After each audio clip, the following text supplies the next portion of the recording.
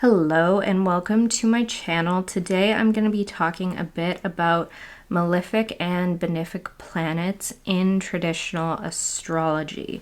So first things first, what is traditional astrology?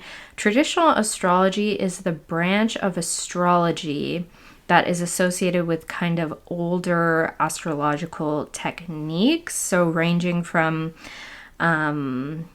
ancient Greek techniques like Hellenistic astrology to kind of some more medieval techniques. So it's a very old form of astrology. And compared to our modern astrology, traditional astrology is very much focused on external events and external circumstances that are kind of like outside the individual. It's very much focused on stuff that affects the collective as opposed to just the individual and the individual's inner world, their psychology, right? That's very much more so in line with modern astrological techniques. But when we look at how people tend to talk about benefic and malefic planets, in modern astrology, benefic planets are often seen as good and malefic planets are often seen as bad. And this distinction is often associated with a person's individual morality, right? So it's like a judgment on whether someone's a good person or a bad person, right?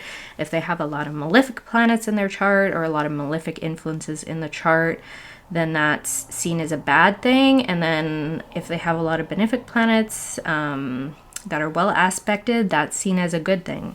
However, the meaning of this has been kind of muddled over the years because originally, and in alignment with traditional techniques, this distinction between benefic and malefic planets actually arises from a more agricultural context. So there are four main qualities in traditional astrology that occur along essentially two different axes. So the first is hot and cold, and the second is moist and dry.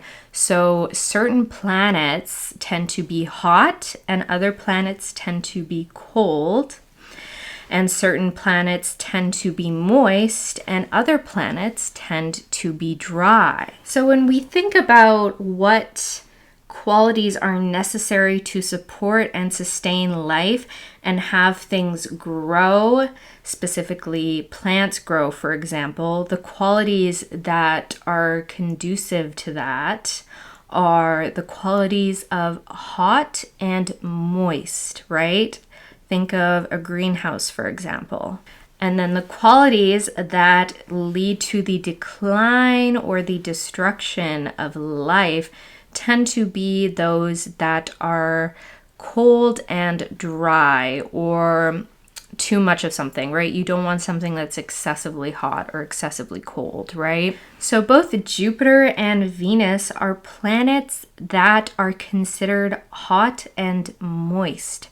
So these planets are very much planets that promote growth and that promote life, right? So this is why these planets are considered the benefic planets. Jupiter is a planet that moves slower than Venus, right?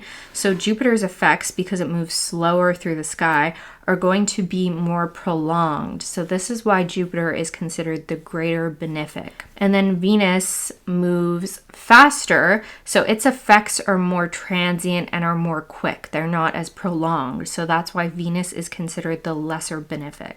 And then contrary to this, we have Saturn. Saturn is excessively cold and dry. So because of this, Saturn's nature is a nature that leads to the decline of life, right? So that is why Saturn is a malefic. And similarly, Mars is excessively hot and dry. So Mars is also considered a malefic. And again, Saturn's movement through the sky is slower, so its effects on Earth will be more prolonged. So it is considered the greater malefic. And then Mars's movement through the sky is shorter, right? It's faster, basically. So its effects are going to be more quick, right? So it's considered the lesser malefic. So essentially the main thing is that the planets that are conducive to life and the growing of food are considered benefic planets, and then the planets that lead to the decline and the destruction of life and plants are considered malefic. And when it comes to astrology and when it comes to life in general, we actually want a balance of these two opposing energies, right? We want them to balance each other out. If you have too much growth, if you have an overabundance, that's not good, right? But if you have not enough, right? Not enough growth, not enough life, that's also not good. So you want these two things to kind of give and take, right? And remain relatively even. So that concludes today's video. Let me know if this made sense.